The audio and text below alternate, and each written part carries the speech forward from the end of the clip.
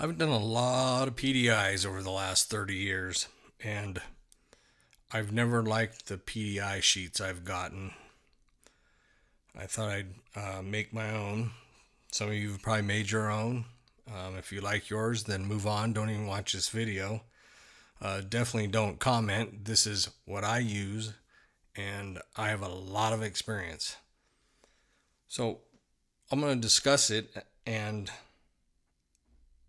I'm going to tell you why I put the things in the order I did. And we're going to start off at the top with check the black tank flush. And the reason why I put this first is because the last dealership I worked at, nobody checked it, and I can't tell you how many times a vacuum breaker was hooked up backwards and they did not work. And guess who has to fix them when the customer comes back complaining that it didn't work? So obviously it didn't get checked. So the reason why I do this first is because when you're doing your PDI, the tank is empty. You can hook up your hose real quick, turn it on, and you can hear the water going into the tank. So you know that it's working.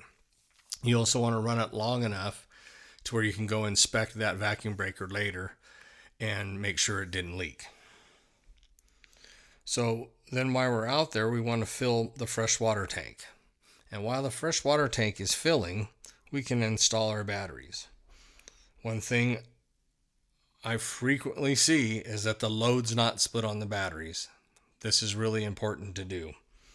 So I'm not going to explain to you how to do these things. I'm just showing you the flow of what I use.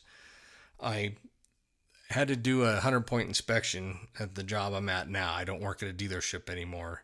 And I pull this out and use this, and then I go look at our really crappy sheet that we use and go fill that one out. But this one gives me a nice flow. So in the battery boxes, if you have like a tongue pull, we drill holes in the bottom of those battery boxes. I don't know if you've ever pulled a battery box lid off and seen the box full of water. We drill holes in the bottom so they can drain. Where, it's practical, where it makes sense. And then make sure that you have vented boxes installed where vented boxes are required. So this is all while the freshwater tank's filling. Then we can go and install our LP tanks. Then I like to check the battery voltage at this point. I use my 7-way tester. You can go see, I've got lots of videos on that. It makes it real easy. So you're plugging it through the 7-way and you'll see the battery voltage there. Then I go and plug the coach into shore power. Once again, with my 7-way tester, you can see the converter voltage there. So it's really quick to do that. If you don't have a tester like that, you use a meter at the 7-way, you can get the same result. Then at this point, I want to check the levelers or your stabilizer jacks. Just make sure all that works. We're going to do that in case you have a slide out. So we want to make sure everything's level and stabilized before we run the slide outs. Then at that point, you can go in and extend your slides. If your fresh water is filled at that point, we'll go ahead and pressurize the system with the water pump. I fill the water heater tank, so make sure it's out of bypass. Water heater tank is filled. Then I leave that pressurized while I'm doing my LP drop test. Okay, so you're going to perform your LP drop test. I do mine both sides, both tanks. However your company does it or you do it that way. And then at that point I check the interior lighting. So while I'm doing these things and I'm waiting for the drop test, I can go through and check my interior lighting, and I'm listening for the water pump to cycle. So if the water pump cycles, you know you've got a pretty big leak. We're going to do other things later on to hopefully make sure we don't have any leaks in the water system. So at that point, I leave the toilet open and I fill the black tank through the toilet. I do not like to use a hose. I like to run water through the whole system. I've had systems that had a staple in the water line, and if the water line was pressurized, it wouldn't leak. As soon as you reduce the pressure and had water flowing, then it would leak. So I've just always done it that way because of that scenario. So while the black tank is filling, then I'm going to go through and start firing off the appliances and getting them burned off. Right? New appliances are going to have oily surfaces, and we need to burn all those off. I don't like giving customers a coach that's going to fill with smoke from the furnace or oven, so I like to get those burned off. Then you can cool the refrigerator on gas. Start it on gas. If you have an ice maker, make sure you turn it on. I would like to visually inspect the water heater on gas. I make sure it lights, the flame is good. Then if you have an electric water heater, I turn it on electric at this point. So you make sure the toilet, because we're filling the black tank, so we want to make sure that the toilet operates and is not leaking. And I also heat some water in the microwave. This is all why we're filling with the black tank.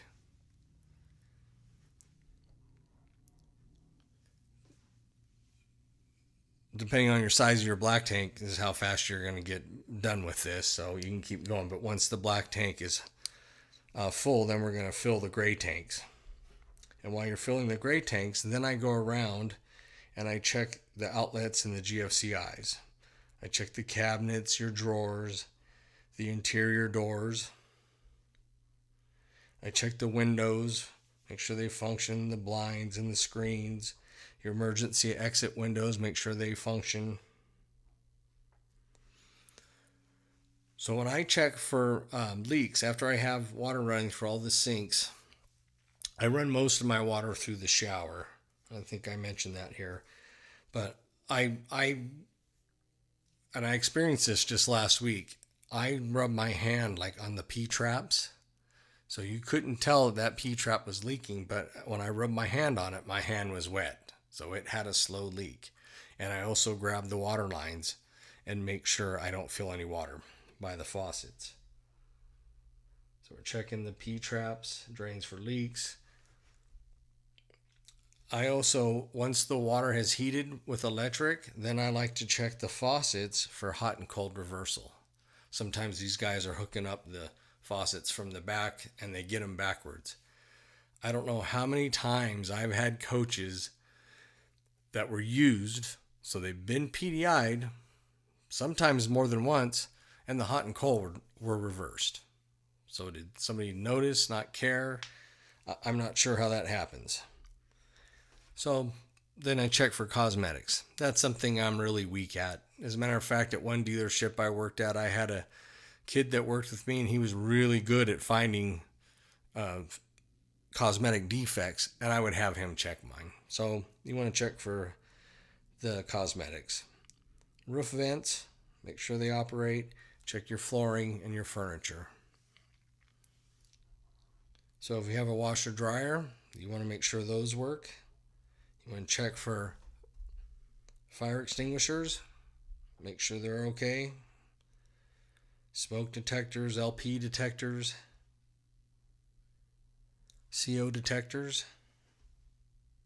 Then we're going to check the monitor panel, make sure that everything reads full. I check those periodically, so when I'm filling the black tank and I'm doing these things, I'll walk by every once in a while and make sure I see the lights going up.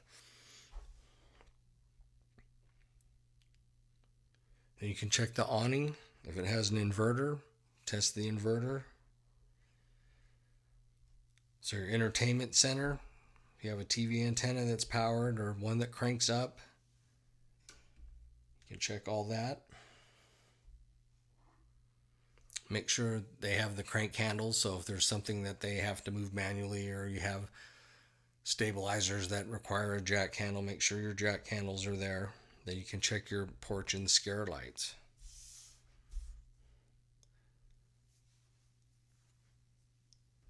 So when all the interior is done, you retract the slides. Make sure they retract correctly. Make sure your seals are okay before you do that. Make sure your entry steps function. Check the entry door. Make sure you have all your keys. The reason why I'm doing this stuff now is I like to check all the inside stuff first. So in case you're outside, you're getting dirty, you're not bringing that dirt into the interior while you're checking the interior. So you can check all your compartment doors and locks. Check your roof, your molding, your window seals. Check your exterior cosmetics. You want to torque your wheel lugs on trailers and tire pressure, and make sure you check your spare tire pressure. I don't know how many times I've had customers leave, get a flat tire, and they get to the spare and it's flat. So you can check your exterior lighting. This is where I use my 7-way tester.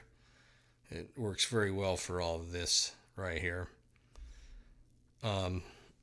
We had some units that came with backup cameras. So a lot of times you needed the vehicle to be able to test the backup camera. I don't want to find out during the walkthrough that the backup camera doesn't work. So I use my 7-way tester to test the backup camera. So here's just part of the checklist. We want to make sure we check the stove, the oven, the furnace, the water heater, the bypass, the refrigerator, and then your air conditioner. I like to check the temps coming in and out so you have a place to document those. You can do these while you're doing some of this stuff over here on the other side. So you want to dump the tanks, so make sure our knife valves work. Recheck the monitor panel, make sure that it went to empty. If you have a toy hauler, check the ramp door. Your fuel dispenser, if it has equipped with one of those, the generator. And then I have some motorhome things here. So you can see power seats, the seat belts, power mirror, the horn, cab fans, your fog lights, headlights, high beams, dash, ABS and docking lights, emergency start, belts, chassis battery, oil, transmission levels, power steering, parking brake, and then road test. I like to road test it, make sure the cruise control works. But you have your wipers, the washer, dash heat, dash AC, engine brake, alignment and vibration. You can note the miles if you need to. So this is a pretty quick, and it may not be as long or detailed as your company would like, but you could use this because it's a great flow and you get through the PDI fairly quickly and confidently. And so if you have another sheet just like I'm doing, then I'm going to take the other sheet and go through, mark off all the stuff that's off of here. And if there's anything else that I might have forgotten or it's different on the coach, then you'll note it then. But I really like this PDI sheet. One problem I have is I don't have a way to get you a copy of it. Unfortunately, I've been trying all day. I can't find the original because I believe I made it on a computer I don't have anymore. And I have sent it to some other people, but we haven't figured out a way to get it and get a link to it. So if you're interested in it, you may have to copy it and make your own. But I hadn't used it in a couple years, and when I used it the other day, I was really pleased with how well it flowed. The PDI flowed. So thanks for watching. Hope you like it. Make your own that's similar to it, or I just like the way this one flows. I don't like the other ones that are, they kind of don't have a good flow to them. You kind of have to jump around. And I check these off as I'm going. I've always watched techs. They'll go and check stuff, and then they'll come back and check stuff off. I've seen guys at the end, they just go mark everything off without even reading it. So I don't know how well your company likes PDIs done. I've always tried to make the customer's first trip uneventful. So that way RV stands for recreational vehicle and not for ruined vacation. So you can't do much about the second or third one. They're wobbly boxes and something's going to go wrong with them. But try to make their first trip uneventful, and to me, that's a big win.